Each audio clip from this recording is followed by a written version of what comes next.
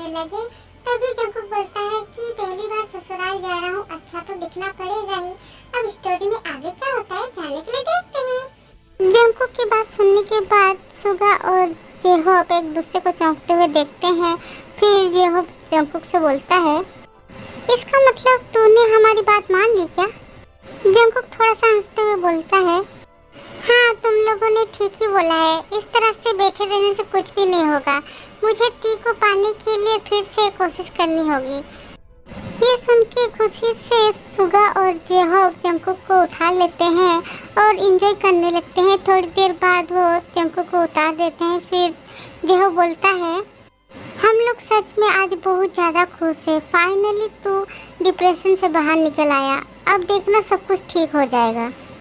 सुगा बदमाशी करते हुए बोलता है, भैया मुझे भी अपने साथ लेके चलो ना, मैं भी अपनी जिमिना मतलब आपकी छोटी साली साहिबा को थोड़ा देख के आ जाऊंगा। नहीं मतलब आपके गम में मैं इतने दिनों से डूब गया था ना, तो मैं भी अपना प्यार थोड़ा सा ठीक से कर नहीं पाया इसलिए। सुगा की बात सुन के सब लोग हंसने लगे।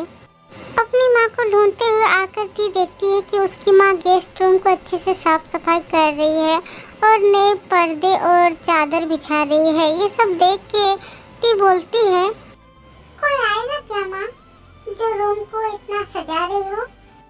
टी की माँ काम करते हुए बोलती है, हाँ आएंगे। कौन आएंगे? बात यह है कि मैं इस रूम को पेन गेस्ट के हिसाब से किराए में दे दी हूँ। बेकार में ये रूम ऐसे खाली पड़ा हुआ था, इसलिए मैंने सोचा कि इस रूम को किराए में देने से कुछ पैसे भी आ जाएंगे और ये रूम किसी काम भी आ जाएगा। क्या बोल रही हो माँ? आपने इस रूम को कब किराए में दे दिया? मुझे तो किसी ने बताया नहीं। और ये आप क्या बोल रही हो माँ? अपने ही घर में आप किसी पराये इंसान को आने दोगी, वो भी रहने के लिए? पता नहीं कौन है कैसे है, ऐसे किसी भी इंसान को आप रहने दोगे हमारे घर में? अगर कुछ हो गया तो? ऊपर से इस घर में 2 कुंवारी जवान लड़कियां हैं, अगर कुछ हो गया तो? ठीक है माँ बोलती है, इस बारे में तुम्हें सोचने की कोई जरूरत नहीं है। जो लड़का आने वाला है वो मेरे रिलेटिव के जान पहचान वाला है। वो लड़का विदेश में रहता है, अपने बिजनेस के किसी काम से यहाँ पर आया हुआ है और ऊपर से यहाँ पर वो किसी को पहचानता भी नहीं है और ना जानता है, और वो होटल का खाना खा नहीं पाता है, उसकी तबीयत खराब हो जाती है, इसलिए वो यहाँ पर पेन गेस्ट के हिसाब से रहेगा, इसलिए टेंशन की कोई बात नहीं है। ये सब सुन के टी चौंकते हुए बोलती है, व्हाट? एक लड़का आएगा हमारे घर में रहने के लिए? माँ क्या आप पागल हो गई हो जो एक लड़की को हमारे घर में रहने दोगे? टी की माँ अब थोड़ा परेशान होते हुए बोलती है, हाँ तो क्या हुआ है? वो लड़का है तो क्या उसे पेन गेस्ट नहीं रख सकते हैं? ऐसा किसने बोला है? और तुम जाओ तो यहाँ से, मुझे बहुत सारा काम बाकी है अभी करना। बेकार में मेरा सर मत खाओ, जाओ जाओ। ये सुन के तो टी बिल्कुल शॉक्ड हो गई है।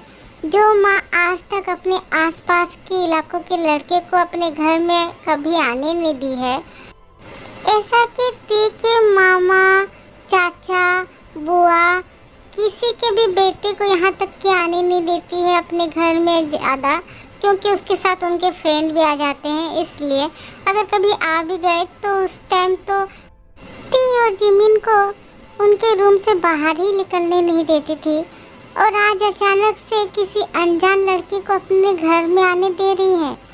ऊपर से रूम को इतना सजा रही है, इतना सारा तैयारी कर रही है, जैसे कोई पेन गेस्ट नहीं आ रहा है, उनका दामाद आ रहा हो। टी ये सब सोच रही थी तभी जिमिन आके बहुत एक्साइटेड होके बोलती है, दी चलो ना, मुझे थोड़ा साड़ी पहना दो ना। टी जिमिन को देख के बोलती है, क्यों तुम्हें अब अचानक से साड़ी पहनने का मन क्यों हो रहा है? मैं कुछ समझ नहीं पा रही हूँ, आखिर हो क्या रहा है यहाँ पर?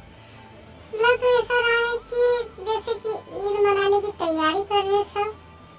जिमिन बोलती है, अरे दी ऐसा कुछ भी नहीं है, बात यह है ना कि हमारे कॉलेज में एक प्रोग्राम है जिसमें हम मतलब साड़ी पहन के जाएंगे। ये सब हम सब फ्रेंड्स मिलके डिसाइड किए हैं, इसलिए आज थोड़ा साड़ी पहन के देखना चाहती हूँ कि कैसा लगता है, और साड़ी पहनने का प्रैक्टिस भी हो जाएगा, जो साड़ी को संभालने का और ज़्यादा देर साड़ी पहन के रहने का प्रैक्टिस हो जाएगा ना, इसलिए आप चलो ना प्लीज़। ओके ओके ठीक है चलो। टी रूम में आके हाथ में साड़ी पकड़ते ही जिमिन बोलती है, दी चलो ना, आज हम दोनों बहनें साड़ी पहने, बहुत मजा आएगा। अरे नहीं, अभी मुझे ऐसे ही बेकार में साड़ी पहनने का मन नहीं कर रहा है। जिमिन रिक्वेस्ट करते हुए बोलती है, दी प्लीज साड़ी पहनो ना, बहुत मजा आएगा, प्लीज प्लीज प्लीज मेरी स्वीट टी, मेरी क्यूट टी प्लीज। टी हार मानते हुए जिमिन की बात मान लेती है, और जिमिन की खुशी का तो तब कोई ठिकाना ही नहीं रहता है, क्योंकि उसका प्लान काम जो आ गया, वो इतना सब कुछ तो टी को साड़ी पहनाने के लिए ही की थी। इसके बाद दोनों बहनों ने मिलकर साड़ी पहन ली। टी ने एक रेड कलर की साड़ी पहनी और जिमिन ने एक ब्लू कलर की साड़ी पहनी। जिमिन के फोर्स करने की वजह से टी थोड़ा सा लिपस्टिक और काजल लगाती है, हाथों में चूड़ियाँ और मेहंदी वगैरह लगा के तैयार हो जाती है। दोनों बहनें बहुत ही ज़्यादा खूबसूरत लग रही है। दोपहर के 2 बजे जंकुक और सुगा टी के घर आते हैं। जंकुक की हार्ट बीट बहुत ज़्यादा फास्ट चल रही है। आज कितने दिनों बाद वो अपनी टी सोना को एकदम नज़दीक से देख पाएगा। मुझे देख के टी पता नहीं कैसे रिएक्ट करेगी। ये सब सोचते हुए जंकुक और सुगा टी के घर के अंदर आते हैं। टी के मम्मी पापा जंकुक को देख के बहुत ज़्यादा खुश हुए। जंकुक को इतने दिनों बाद थोड़ा नॉर्मल देख के उनके मन को शांति मिली। जंकुक और सुगा ड्राइंग रूम के सोफे में बैठते हैं और जंकुक टी की माँ को देखते हुए बोलता है, माँ टी को सब कुछ पता तो नहीं चल गया ना? टी की माँ बोलती है, अरे नहीं बेटा, तुमने जैसा बोला था हमने उससे वैसा ही बोला है, इसलिए तुम टेंशन मत लो। अब जंकुक की आंखें टी को ढूंढने लगती है। अचानक ही उससे हंसी की आवाज़ सुनाई देती है, तो जंकुक दूसरी ओर फेर के देखने लगता है कि टी और जिमिन एक दूसरे से बात कर रहे हैं हंसते हुए, और रूम से बाहर निकल के आ रहे हैं। टी ने अभी तक जंकुक को देखा नहीं है, पर जंकुक की आंखें और उसका दिल दोनों ही उसकी टी सोना के ऊपर अटक गए हैं। पर आज जंकुक टी को एक नए रूप में देख रहा है। आज जंकुक पहली बार टी को साड़ी में देख रहा है। जंकुक की हार्ट बीट एक पल के लिए रुक सी गई। टी आज बिल्कुल भी छोटी बच्ची जैसे नहीं लग रही जैसे पहले लग रही थी। टी आज तो ऐसे लग रही है जैसे कि कोई स्वर्ग से उतरी अप्सरा हो, जिसे देखकर कोई भी घायल हो जाए। जंकुक ने आज तक टी को सिर्फ निस्वार्थ प्यार किया है, पर आज जिस टी को वो देख रहा है वो एक सर्वगुण संपन्न यौवन से भरी हुई नारी है। जिस नारी को देख के जंकुक का दिल फिसल गया, वो फिर से उसके प्यार में पड़ गया। टी चल के आते टाइम अचानक से उसका पैर साड़ी में फंस जाता है, वो गिरने वाली रहती है। ये देख के जंकुक दौड़ के जाके जंकुक टी को पकड़ लेता है कमर से और उसे गिरने से बचा लेता है। तभी जंकुक को टी देखने लगती है। दोनों एक दूसरे को देखने लगते हैं। दोनों की नज़रें मिलते ही टी की हार्ट बीट फास्ट चलने लगी। पता नहीं उसे जाना पहचाना एक स्मेल आने लगा। अनजाने में ही टी जंकुक को देखती रहती है, और जंकुक तो पहले से ही टी के उन झील से आंखों में डूब गया है। अभी के लिए बस इतना ही। आर्मी स्टोरी में आगे क्या होता है जानने के लिए वेट करें नेक्स्ट पार्ट का। आर्मी नेक्स्ट पार्ट बहुत ही ज़्यादा इंटरेस्टिंग होने वाला है, क्योंकि मैंने वीडियो को लॉन्ग बनाया था, पर वो मेरी गलती की वजह से वीडियो थोड़ा डिलीट हो गया, तो मैं फिर से एडिट करके वीडियो दी। ओके आर्मी, तब तक bye bye, love you, miss you army.